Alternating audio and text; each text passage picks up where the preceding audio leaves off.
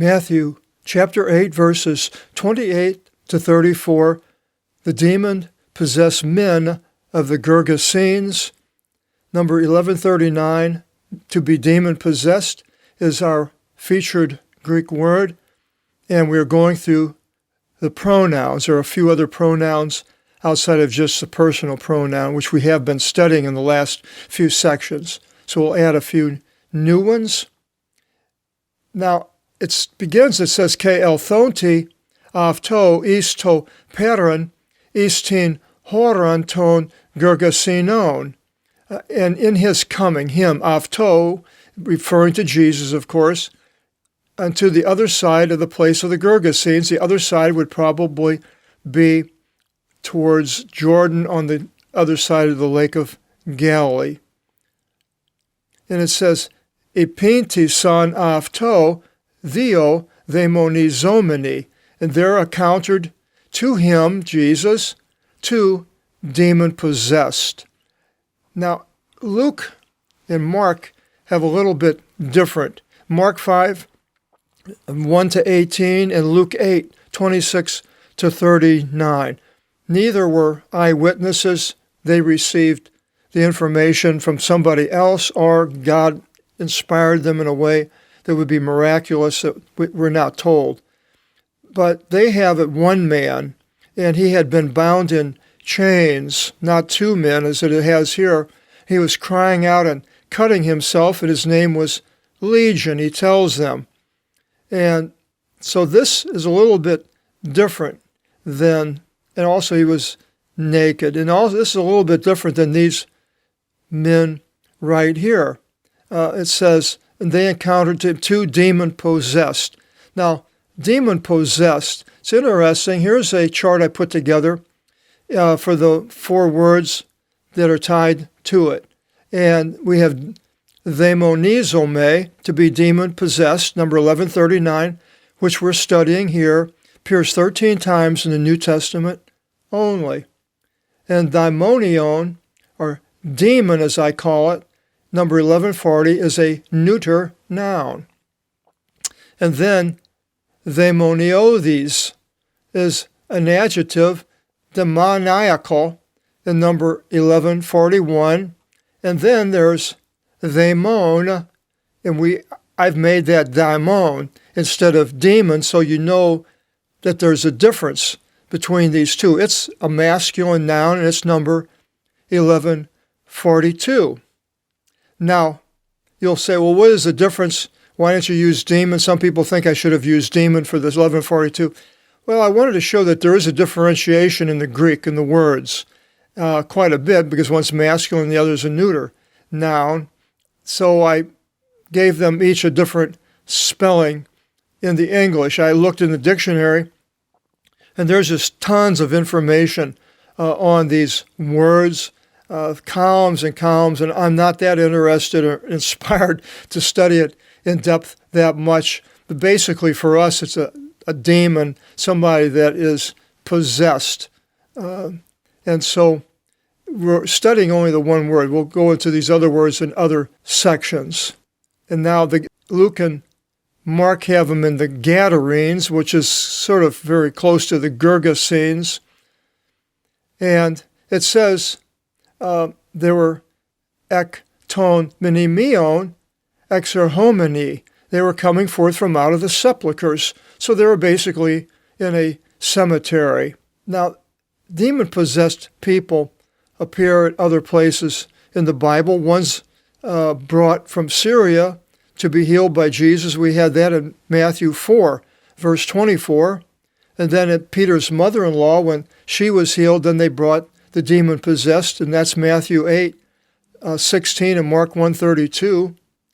And then after healing the blind men in Matthew 9:32, it says, and they, having gone forth, spread abroad of him abroad in that entire land. And of their going forth, behold, they brought near to him a mute man, being demon-possessed, controlled by some other force, mighty force. Matthew 12:22, then was brought to him one being demon-possessed, blind and mute. Ooh. And he cured him so as for the blind and mute one even to speak and to see. In Matthew 15:22, it says, And behold, a Canaanite woman from those borders, coming forth, cried out to him, saying, Mercy on me, O Lord, O Son of David. My daughter is badly demon-possessed. So this is a condition that people were in, being demon-possessed. And what happened then, there says, halapi leon, exceedingly ill-tempered. And the other parts, it was they were naked, and man was able to break the chains. They couldn't control him, so that not were any to go, were able any to go by that way. So now we have Tina. That is what's called an indefinite article, any. And then we have akinis, and that is emphatic, that way, that. And that is, and then we have another one later. Tina also can be an interrogative. It depends on the context that we're in. You wouldn't be an interrogative as a question, so that not were able any to go by that way. No, it doesn't work. So this is the indefinite. Idhu ekraksan, behold, they cried out, legonta, saying, and there's the T. Now here it's an interrogative. What is it? Mean to us, the demons, KC, and to you, Jesus. What is it to us and to you? What? And then they call him Isu, Jesus. They knew who he was. And demons know who Jesus is. Man doesn't necessarily know who Jesus is. Many people don't know anything about Jesus. Sort of sad that these other beings, whatever they were, knew who Jesus was. And he says, they say, Ie to Theou, O Son of God. What is it to us, O Jesus, O Son of God? Ilthus odi prokaru vasanise imas? Are you come here before time to torment us? Now, exactly what they're referring to is we conjecture. I'm guessing that they were going to be sent someplace they didn't want to go at a certain time. And that place may be Hades, the lake of fire, place like that, some horrible place. Somehow they're able to move around the world and go inside of people instead of being to the place that's going to be the torment. And this is my guess. In verse 30, in the makran ap avton angeli hiron polon voskomeni. Now they were not far from them. Them would be probably Jesus and with the demon. And there was a herd of many swine grazing. Pigs. They're out there eating away. No cares in the world, have all this food. But they monis. Now there's 1142. They moans, masculine. But the daemons, parakalun avton, the demons enjoined him, avton, him being Jesus, legonta, saying, ekvalis imas, if you cast us out, us imas, ekvalis imas, if you cast us out, epitrapson, emin, apelthin, is tin angeli ton hieron, commission to us to go forth into the herd of the swine. Now this is wrong. These should be in red because it's the first person. Commission us to go into the herd of the swine. Ke ipen avtis ipagate, go.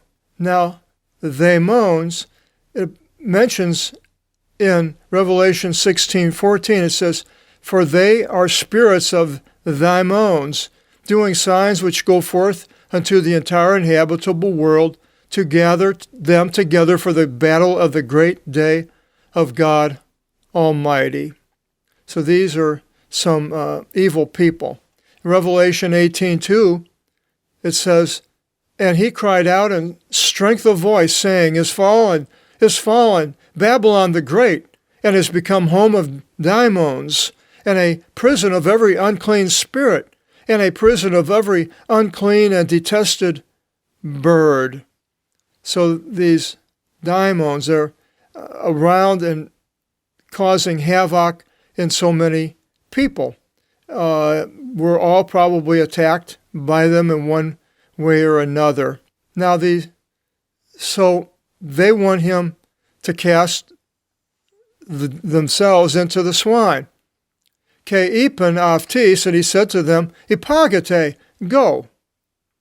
Eithe exelthontes, and then having gone forth, apilthon es tin angeli, ton hieron.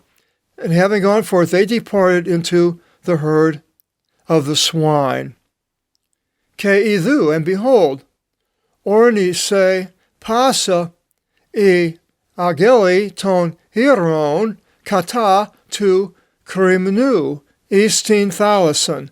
And all the herd of the swine advanced down the precipice into the sea, some steep place, and they landed into the Sea of Galilee. Ke apethenon in tis idasin, and they died in the waters.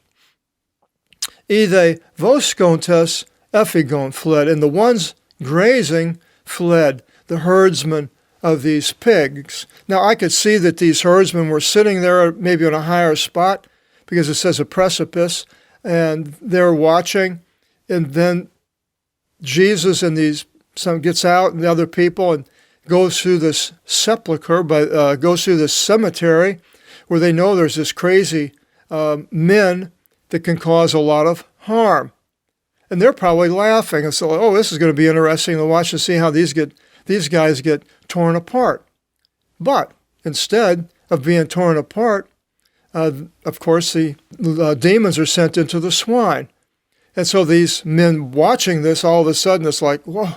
And it says, Ke apelthontes istin polin apingilon panta. And having gone forth into the city, they reported all. Ke taton daimonizomenon, and of the things of the one being demon-possessed. And that is a participle there, with ing, being, demon-possessed.